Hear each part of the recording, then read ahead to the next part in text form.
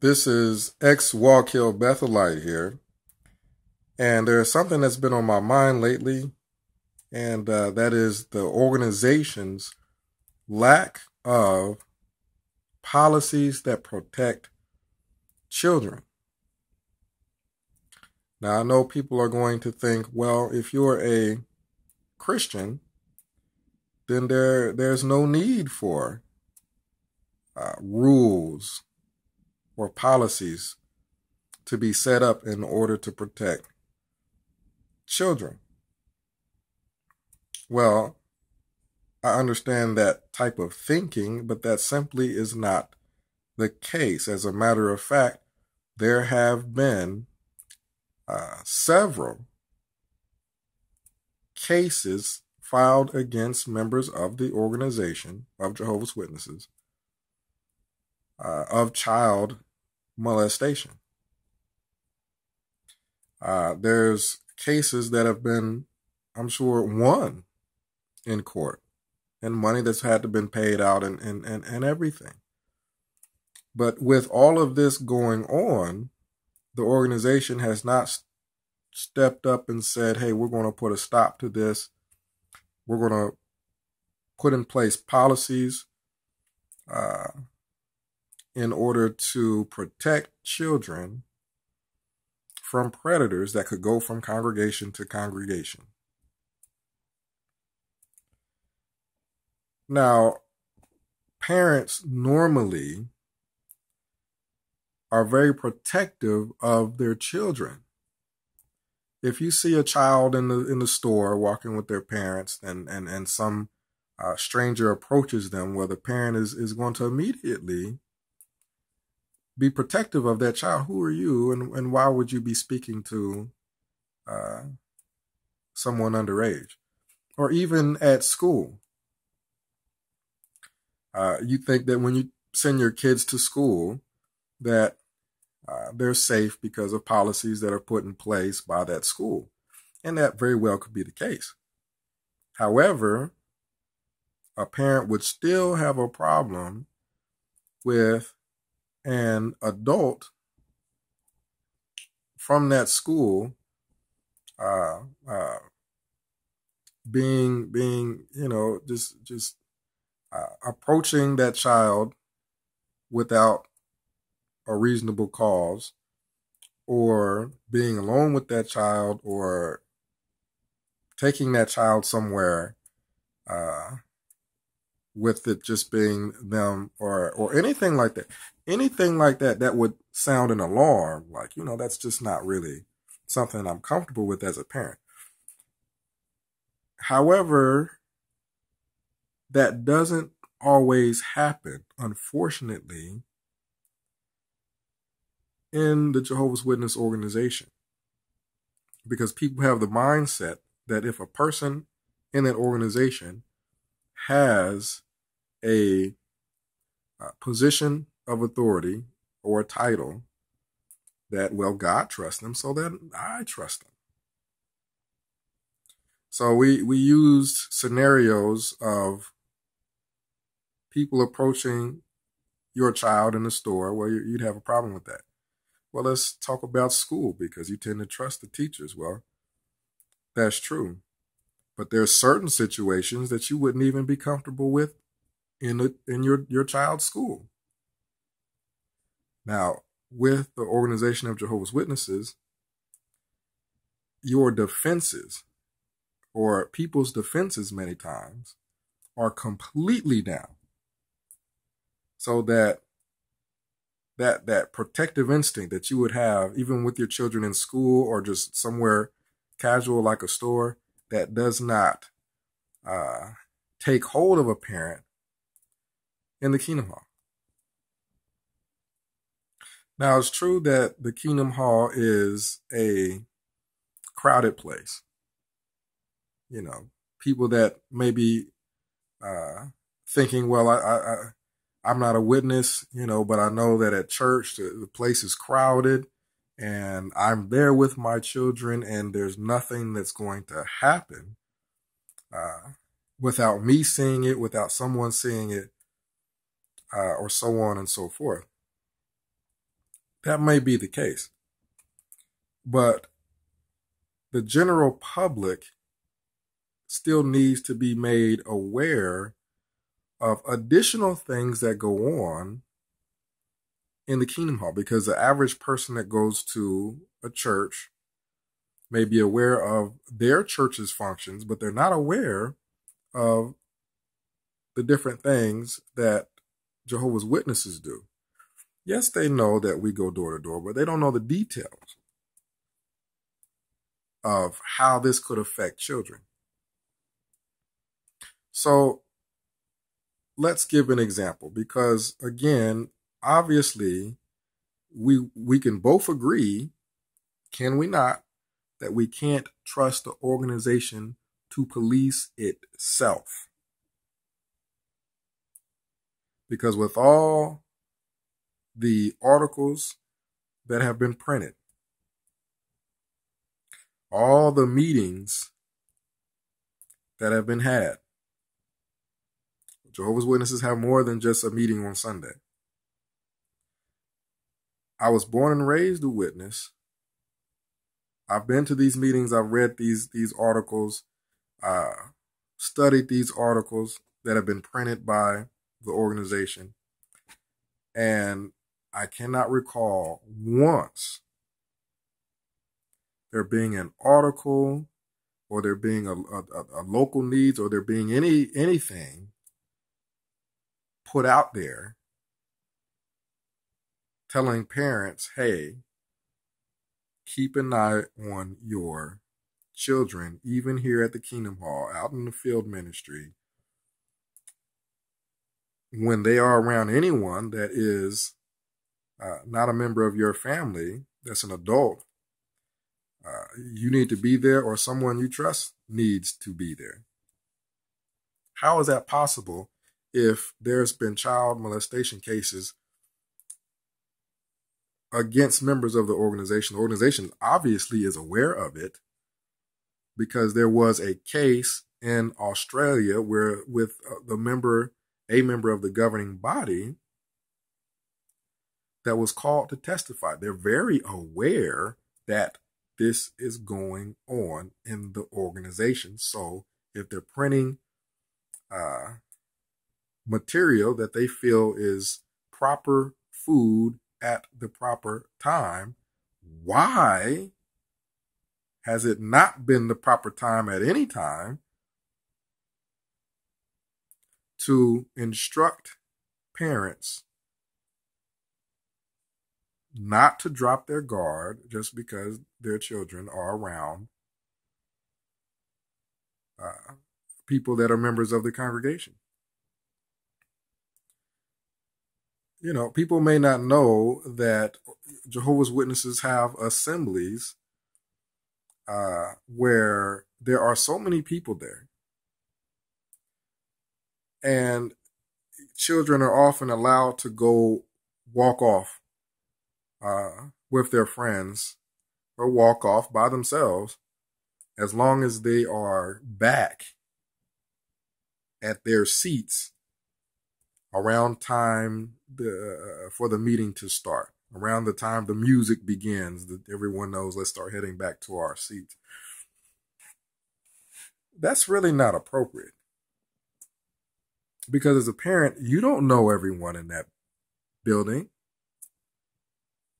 There could be at a district assembly thousands of people that you don't know, thousands of people that you don't know in that assembly, and your children are walking around without you or an adult there. If they're underage, you have to be mindful of that. And the problem is that the public in general does not operate mentally the way a Jehovah's Witness would, and they're not aware, for the most part, that anyone could be that naive as to feel like their children are totally safe with people they don't even know, just because they go to their same church, or in this case, Kingdom Hall. But so people know what we're talking about, let's say church. Because again, the average person would be like, of course, I may trust my pastor, or I may trust certain people in that church, but not everyone. Well, they need to be made aware that in a Kingdom Hall, the mindset is that, well, we're now around people who we are going to trust to the point where our guard is totally down. But I don't recall ever it being stated that children should not leave the sight of their parents when they are in a building with thousands of people. The child could go anywhere and the parent would have no clue where they were. The child could be abducted. Anything could happen. But the organization feels comfortable allowing people to just not have their guard up whatsoever. Let's also talk about shepherding calls. When I was a ministerial servant, I remember going on a shepherding call with an elder. And I suppose you could call it a shepherding call. He didn't say it was a shepherding call specifically, but we went to visit and encourage someone.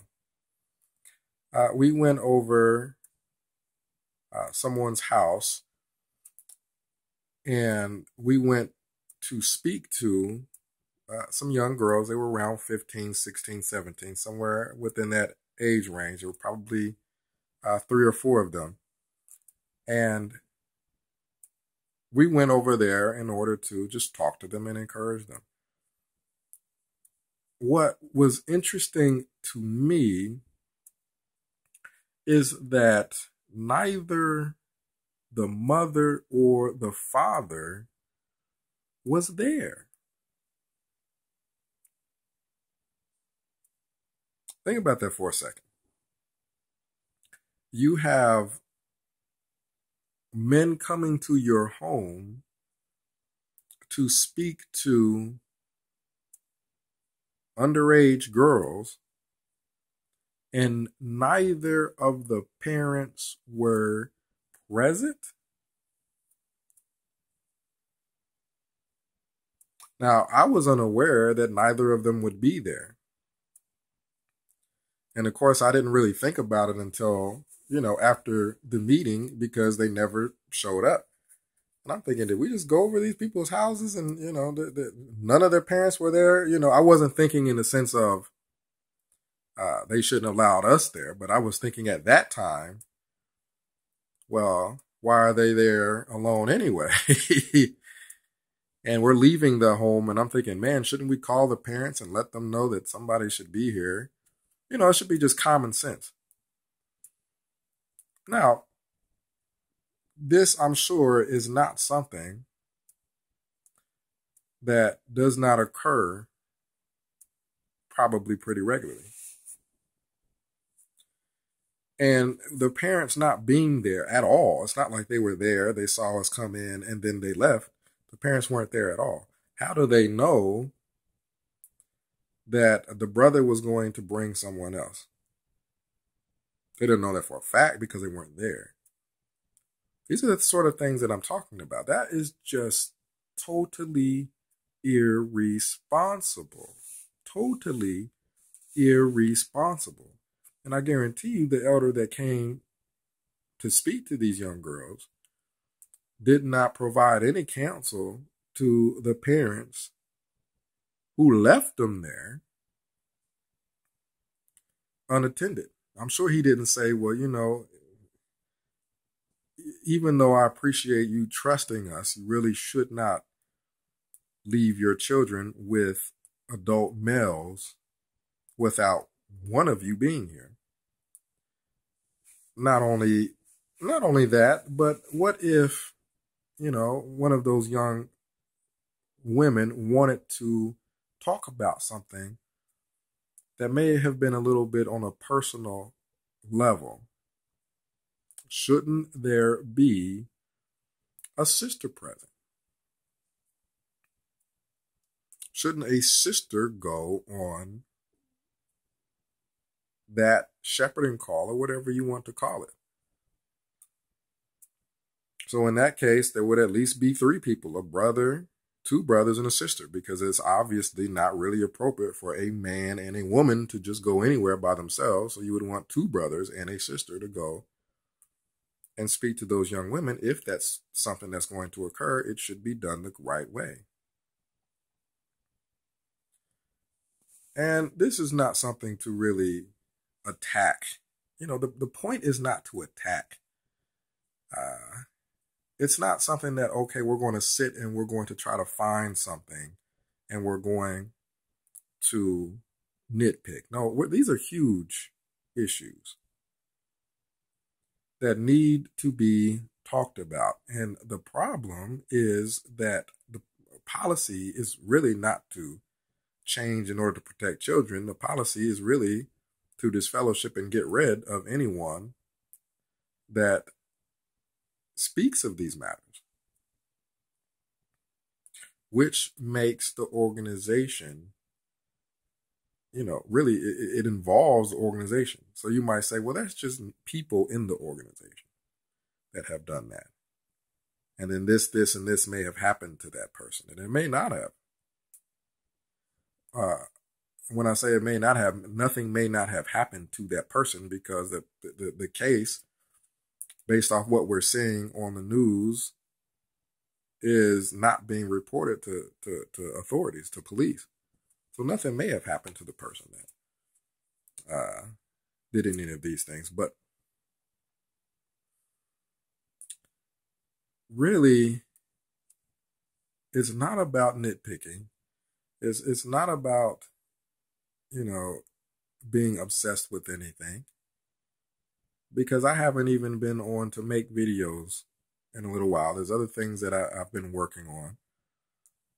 It's nothing like that. There's no bad motives on my part. If you think that there's bad motives on my part, feel free to comment down below and we can talk about that. I'll even provide my email so that we can talk about that. If you think that there's bad motives, the things that I'm saying, I'm focusing on facts, not how I feel about things. These are upsetting, yes, but these are facts, that these things happen that we're dealing with, and we have to deal with facts. So what the organization has been doing, instead of protecting children, they've been trying to silence people. If you say anything about any of this, then you're going to be expelled from the congregation. You think, oh, no, that's not the fact. Well, have someone watch this video. I haven't said anything that hasn't been fact. Have someone watch this video. If you don't think that the organization is covering this thing up, covering the whole child molestation thing up, since I really have not touched on anything other than that topic, a witness should not have a problem watching this video. If they do,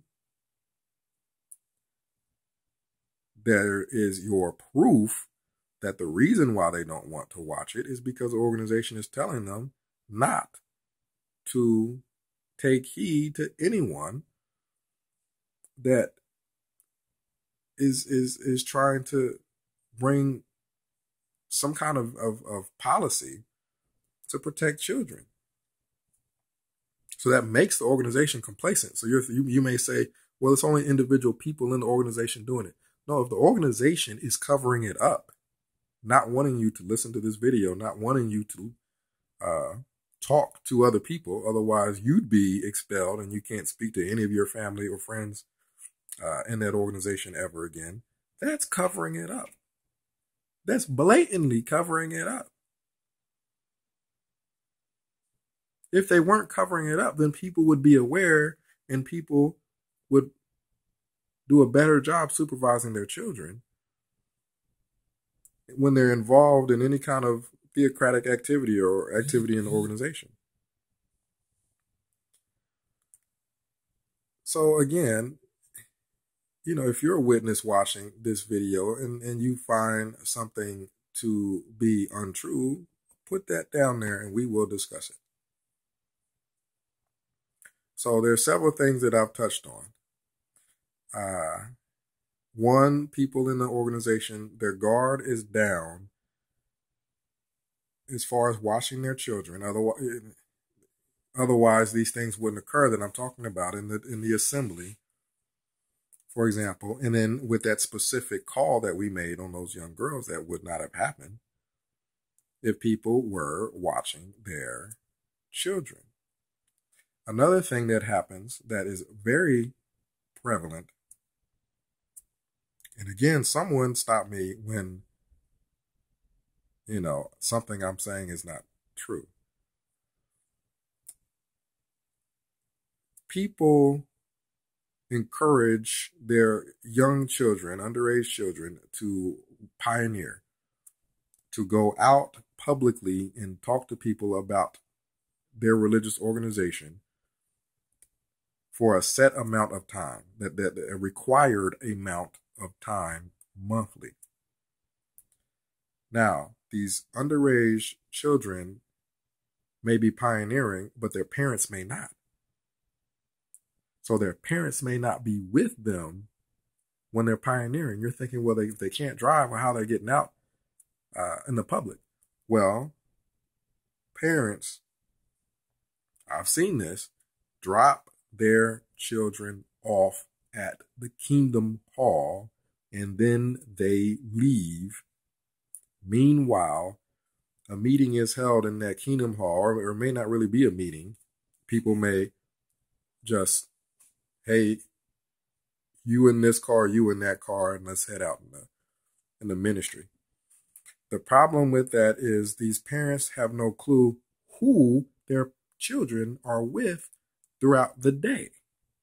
These parents are not taking their children to the Kingdom Hall and leaving their children with someone that they spoke to over the phone prior, saying, let's meet at this specific time and I'm dropping my children off to you, so you are responsible. No, they're leaving them at the hall in general and then leaving, and they don't know who these children are with after that. No one in their right mind would do that. Now, I don't want to say that and sound like I'm attacking people, because I understand that they just have such trust. But we can't do that. We can't do that. So that's something to definitely think about. If you've ever been in that situation and you've ever done it, I understand the mindset of doing that, but that's something to think about. If you're going to drop your children off, make sure you know who they're going to be with in specific. And if they're not with that person, then they need to be back in the home with the parent, not with whoever is going to go out in the community to preach that specific day. I'll give you an example. I was going out in the ministry and went out with an elder and a young girl who was a pioneer. Well, it came time for me to get ready to leave and to go home. And the brother drove to the Kingdom Hall to drop me off so I can get in my car. And as I'm getting ready to go to my car, I hear the two of them talking, because the sister rolled down her window. She was sitting in the back. She rolled down her window, excuse me, to get rid of her gum. And I heard the brother say, don't throw your gum on the parking lot, the Kingdom Hall. And she said, oh, I was tired of chewing this gum. And he said, well, you give that here. And I'm not thinking anything until I heard him say that, and I saw his hand out. And she laughs and giggles and puts their gum in his hand. And he takes the gum and puts it in his mouth and he chews the gum. There's no way that is appropriate. That wasn't her father or brother. That was a 50-something-year-old man that was not related to I don't know, 16, 17-year-old girl. There's no way that's appropriate. And he was an elder, and there's no excuse for him not to know that that's not appropriate if you're an elder. So, I'm getting ready. I'm heading to my car, and I'm just, I'm thinking there's just something not right about this, And, she gets in the front seat with him, and they drive off to go out in the ministry. Parents are not watching any of this. And that needs to stop. We need to make people aware that those things are going on. And it's not about attacking the organization. It is about protecting children so that children's lives are not ruined because of people being irresponsible. Because you can't expect children to protect themselves at a young age. We have to do it. Parents have to do it. If parents aren't doing it, then somebody needs to make it people aware. So, tell me what you think about all of this. Leave a comment down below. Also, if you want to send me an email, I will put my email address. And if you have stories that you want me to read, put that in my email and make sure you let me know that it's something that you want me to read and make public. Maybe stories that were encouraging, just, things that you would like read. And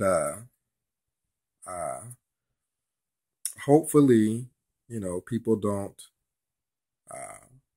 continue to just ignore everything that's going on in order to protect an organization's